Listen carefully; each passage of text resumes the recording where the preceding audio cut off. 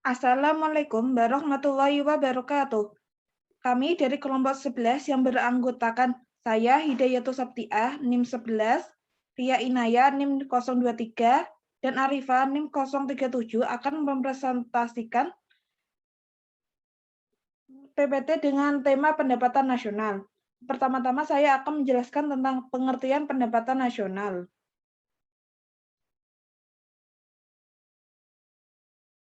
Salah satu tolak ukur yang dapat digunakan untuk menilai kondisi perekonomian suatu negara adalah pendapatan nasional. Pendapatan nasional secara umum diartikan sebagai pendapatan atau penghasilan yang diterima oleh suatu negara selama 1 tahun yang diukur dengan nilai uang.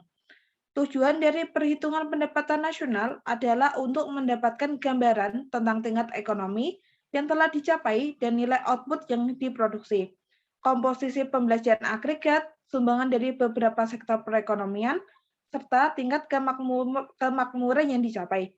Selain itu, data pendapatan nasional yang telah dicapai dapat digunakan untuk membuat prediksi tentang perekonomian negara tersebut pada masa yang akan datang. Konsep pendapatan nasional. Yang pertama, produk domestik bruto atau GDP.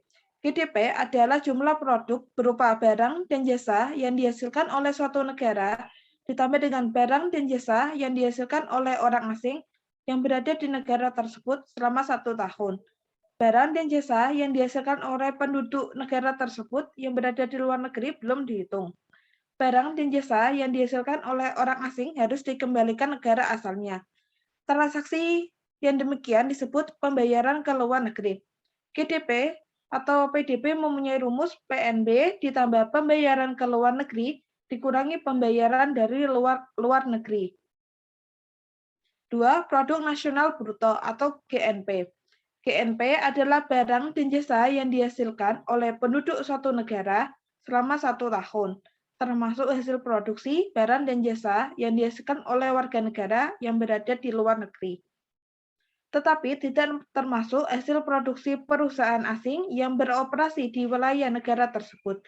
Transaksi penerimaan kembali barang dan jasa yang dihasilkan ke luar negeri disebut pembayaran dari luar negeri. Selisih pembayaran dari luar negeri dengan pembayaran ke luar negeri disebut pendapatan neto. Rumus GNP adalah GNP dikurangi pembayaran ke luar negeri ditambah pembayaran dari luar negeri. 3. Produk Nasional Neto atau NNP adalah GNP dikurangi dengan depresiasi atau penyusutan barang modal. Keempat, pendapatan nasional neto atau NNI. Pendapatan yang dihitung menurut jumlah belas jasa yang diterima oleh masyarakat sebagai pemilik faktor produksi. Besarnya NNI dapat diperoleh dari NNP dikurangi pajak langsung. Pajak tidak langsung. 5. Pendapatan perseorangan atau PI adalah jumlah pendapatan yang diterima oleh setiap orang dalam masyarakat, termasuk pendapatan yang diperoleh tanpa melakukan kegiatan apapun. Pendapatan perseorangan juga menghitung pembayaran transfer atau transfer payment, contoh pembayaran dan pensiunan, tunjangan sosial bagi para pengangguran, bekas pejuang, bunga utang pemerintah, dan sebagainya. 6. Pendapatan yang siap dibelanjakan atau DI adalah pendapatan yang siap untuk dimanfaatkan guna membeli barang atau jasa konsumsi dan selebihnya menjadi tabungan yang disalurkan menjadi investasi. Disposable income ini diperoleh dari personal income dikurangi dengan pajak langsung. Slide selanjutnya akan dijelaskan oleh Mbak Ria. Untuk materi selanjutnya yaitu tentang perhitungan pendapatan nasional. Yang pertama menggunakan pendekatan produksi. Dalam pendekatan produksi, pendapatan nasional adalah jumlah nilai tambah produk barang dan jasa yang dihasilkan oleh semua sektor ekonomi di sebuah negara. Perhitungan ini dapat dirumuskan dengan Y sama dengan P1 dikali Q1 ditambah P2 dikali Q2 ditambah sampai PN dikali QN, di mana Y sama dengan pendapatan nasional, P sama dengan tingkat harga, dan Q sama dengan jumlah produk. Yang kedua yaitu menggunakan pendekatan pendapatan. Dalam metode pendapatan, pendapatan nasional adalah jumlah pendapatan yang diterima oleh seluruh sektor di dalam perekonomian sebuah negara. Untuk konteks ini, perekonomian digolongkan menjadi 4 sektor penerima, yaitu sektor rumah tangga, sektor bisnis atau sektor perusahaan, sektor pemerintah, dan sektor perdagangan dengan pihak luar negeri. Perhitungan dengan pendekatan ini dapat dirumuskan dengan Y sama dengan R ditambah W ditambah I ditambah P, di mana Y sama dengan pendapatan nasional, R sama dengan sewa, W sama dengan upah, I sama dengan bunga, dan P sama dengan laba. Untuk pendekatan yang ketiga menggunakan pendekatan pengeluaran. Dalam metode ini, pendapatan nasional adalah jumlah pengeluaran yang dibelanjakan oleh seluruh sektor di dalam perekonomian. Dalam hal ini, perekonomian dikelompokkan menjadi 4 sektor yang sama seperti dalam metode pendapatan. Perhitungan pendapatan nasional dengan pendekatan pengeluaran berakar dari salah satu kitab kuning ilmu ekonomi, yaitu The General Theory of Employment, Interest, and Money, karya John Maynard Keynes. Berdasarkan pendekatan pengeluaran, yang dibelanjakan oleh sektor-sektor rumah tangga, bisnis, dan pemerintah, serta sektor perdagangan luar negeri jika perekonomian bersifat terbuka, yakni ada kegiatan ekspor dan kegiatan impor. Perhitungan pendapatan nasional dengan pendekatan ini dapat dirumuskan yaitu jika perekonomian bersifat tertutup, Y sama dengan C ditambah I ditambah G.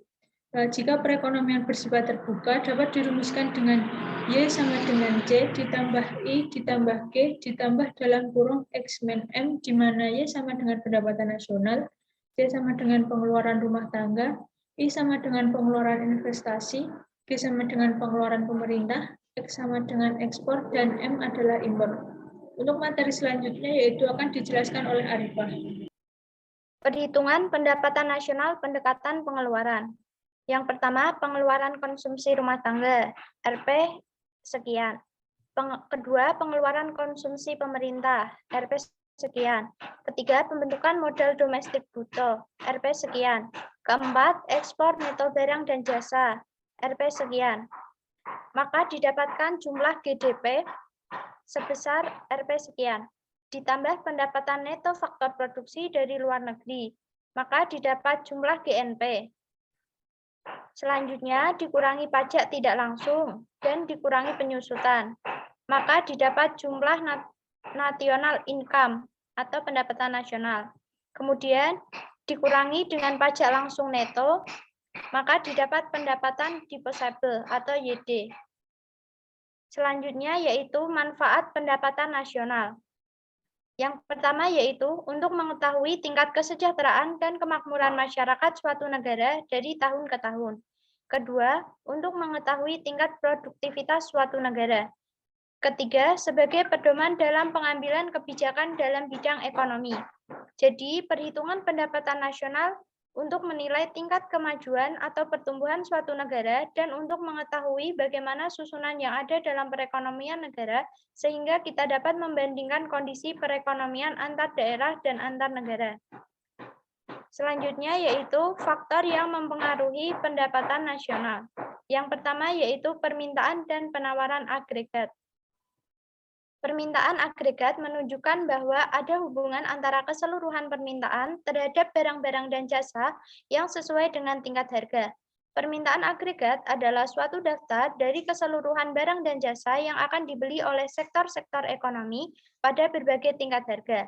Sedangkan penawaran agregat menunjukkan hubungan antara keseluruhan penawaran barang-barang dan jasa yang ditawarkan oleh perusahaan-perusahaan dengan tingkat harga tertentu.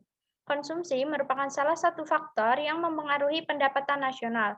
Jika terjadi perubahan permintaan atau penawaran agregat, maka perubahan tersebut akan menimbulkan perubahan-perubahan pada tingkat harga, tingkat pengangguran, dan tingkat kegiatan ekonomi secara keseluruhan. Kedua,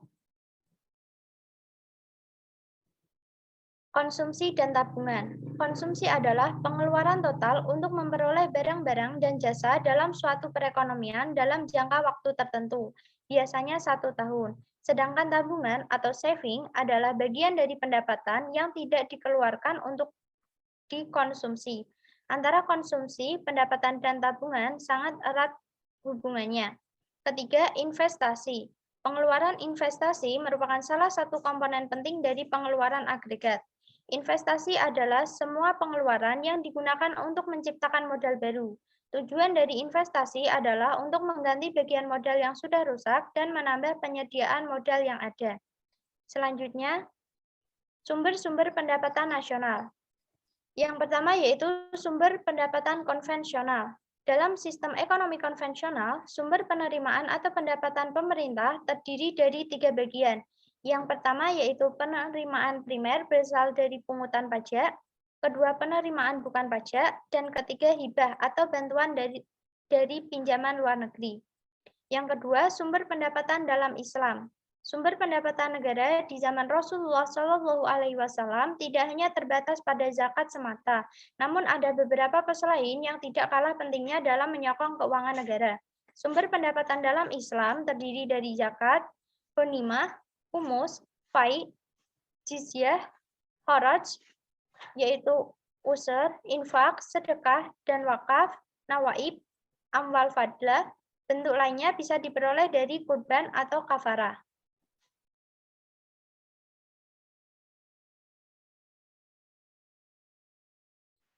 Sekian presentasi dari kelompok 11. Apabila ada salah kata, kami mohon maaf. Wassalamualaikum warahmatullahi wabarakatuh.